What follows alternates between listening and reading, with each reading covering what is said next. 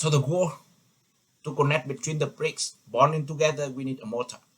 And how to set the mortar, as you can see, for the finishes, there are different way that you can do, and the way that we call it differently. First, the mortar goes straight to the surface, so it will be level in the wall of the with the bricks. The other strut, so or weather, so it can, the weather going down, it will be easy to get through the mortar and go down to the ground. Concave V, so it will be semi concave, but it a sharp straight, we call V, so it like V shape in there, and rect. So those are the typical joint finishes for the mortar. And mortar, we need the specification just like concrete. What are the type of mortar? Call it M, S, N, O, P, M, and PL, and you can see here. And the strand, just like concrete, the strand divided by 28 day compressive strand. It either measure in power per square inch or megapascal, as you can see there. And in some proportion to make that mortar, it can be from Poland cement, Masonry cement, or hydrated lime. So that, and the proportion that you have it in this here, and that will define what type of mortar we use for that. And of course, at the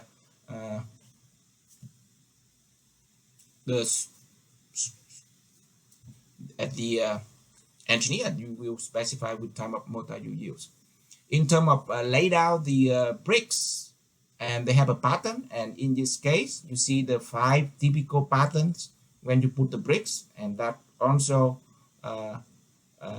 have different offensives. It also how that affect the load that it can carry is also different in here, as you can see, for different pattern bonds for the bricks. And of course, just like area in Florida, when we have a windstorm, hurricane, etc., we may need to have a reinforced brick masonry wall, and of course CMU that we talk later on. So in this case, as you can see, we have 2 width of the go for bricks, and in the middle we have the reinforcing steel, it vertical and horizontal, as you can see here, and we put the grout between them. And what is the cover for the protection cover for the reinforcing steel? It depends on where that structure applied to. For example, at the bottom of the footings, so it means it tend to expose to the water, other environment. Then you see the protection, it will be more 3 inches for the cover in the ground with the steel, so that it reduce the acceleration of erosions in the corrosion in the rebar, in the reinforcement steel, and that apply for other structure as well, so that you can see.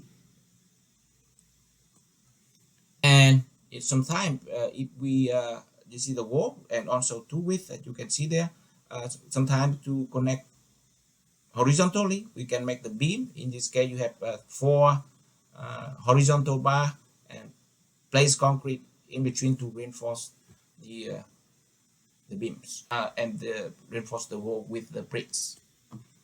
And for the fenestration, the opening, just like the windows or doors, and you have to have lintels, and there are different ways that you can use. You can have the reinforced concrete in the wall, or you can use the standard shape of the steel, just like 2 angles lintel, or in this case white flange and angle lintel, or American I-beam or black lintel. So you can see different way that you can prepare the lintel, basically the beam to support the opening when you put the window underneath or the door underneath. And of course, when you have the wall, it is exposed to the weather, raining, especially in Florida. We need to put plastic so that with wet weather, if it happen to get through, it's easy to get out of the wall, so that it improve the durability of the wall over time, and that show different configuration with different application, that you can see where the flashing located, etc. And of course, the bricks, just like concrete, expansion or contraction for the weather, or it can be vulnerable to the different differential settlements, then we need to have expansion joint.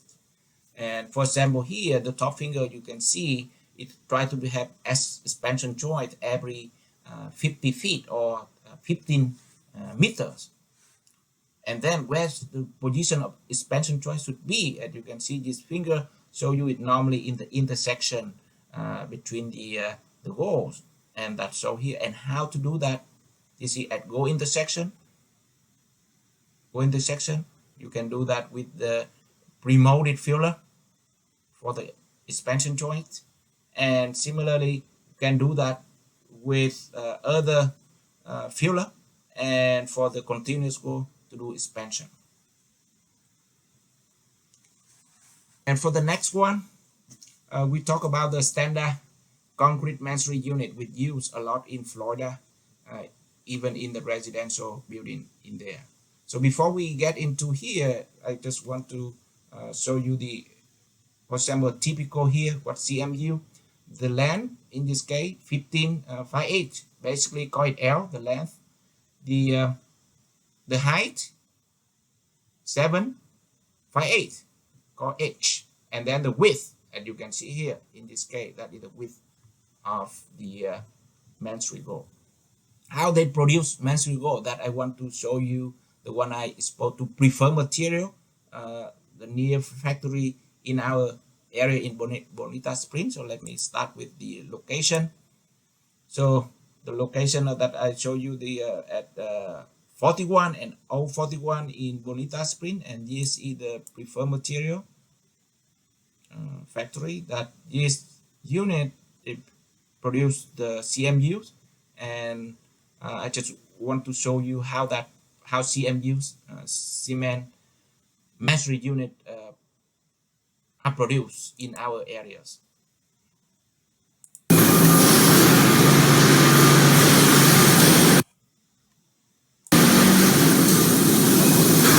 That's CMU in here. Let us go down. How to, and then similarly how it go out.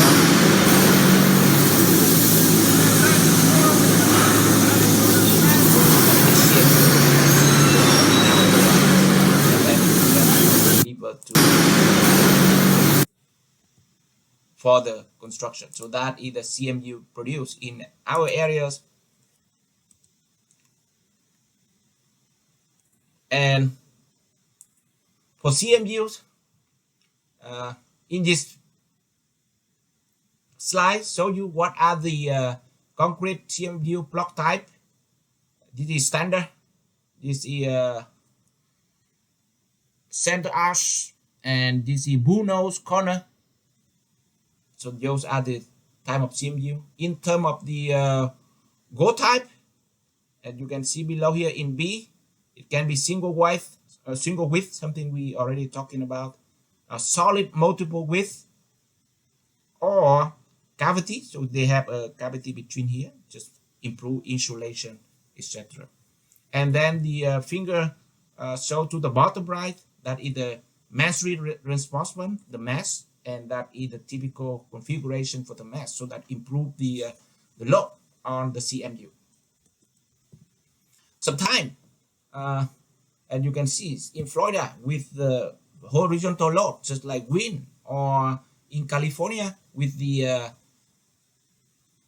seismic earthquake, so we need to have load bearing masonry go, block go. And in that case, as you can see here, we need to have reinforcement. And if it's no reinforcement, then we also have to consider what is the safe height that you can lay the brick every single time before you wait them to get strength and do the next. And that we will talk about that in the note, and then apply that in the problem in today's lesson.